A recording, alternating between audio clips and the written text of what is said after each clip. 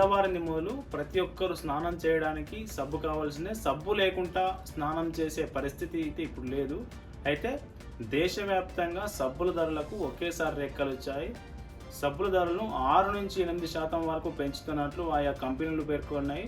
అయితే హెచ్యుఎల్, విప్రో లాంటి సంస్థలు సబ్బుల ధరలు పెంచుతున్నట్లు ప్రకటించగా మరికొన్ని కంపెనీలు కూడా వీటి దారిలోనే వెళ్ళబోతున్నట్లు మనకు తెలుస్తూ ఉంది. అయితే అంతర్జాతీయ మార్కెట్లో పామాయిల్ ధరలు బాగా పెరిగిపోయాయి. సబ్బుల తయారీలో పామాయిల్ని కీలకంగా ముడిసరుకుగా వాడతారు. అయితే అంతర్జాతీయ మార్కెట్లో పామాయిల్కి ఎప్పుడైతే ధరలు పెరిగాయో ఆ పెరిగిన ధరలు ఇప్పుడున్న రేట్లకు సబ్బులను ఉత్పత్తి చేసి అమ్మే పరిస్థితి లేదని, ఈ త్రైమాసికంలో తమపై అదనపు భారం పడుతోందని ఆయా కంపెనీలు చెబుతున్నాయి.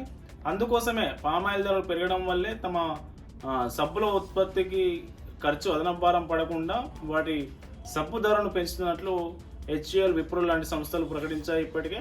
మరోవైపు గత 3 నెలల్లోనే 35-45% వరకు పామాయిల్ ధరలు ఎగబాగినట్లు ఆయా కంపెనీలు చెప్తున్నాయి.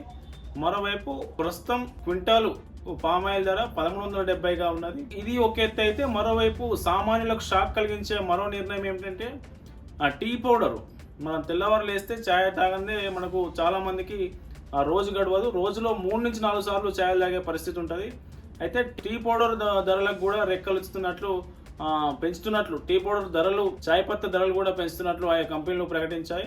అస్థిర వాతావరణం కారణంగా టీ ఉత్పత్తి గణనీయంగా పడిపోయిందని, అందుకే టీ పౌడర్ ధరలు కూడా పెంచుతున్నట్లు టాటా కన్స్యూమర్ సంస్థలు మరియు హెచ్యుఎల్ లాంటి సంస్థలు ప్రకటించాయి. 25-30% వరకు టీ పౌడర్ ధరలు పెంచుతున్నట్లు ఆయా కంపెనీలు ప్రకటించాయి.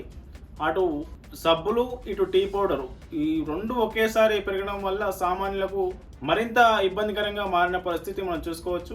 ఇప్పటికే మార్కెట్లో నిత్యావసర సరుకులన్నీ పెరిగిపోయాయి. అటు బియ్యం కావచ్చు, ఇటు వంట నూనె కావచ్చు, అన్ని ధరలు పెరుగుతున్న క్రమంలో సామాన్యుడి నడ్డి విరిచేలా ఇప్పుడు సబ్బుల ధరలతో పాటు చాయ్ పత్తి ధర కూడా పెరగడం సామాన్యులకు ఇబ్బందిగా మారిన పరిస్థితి మనం చూడవచ్చు.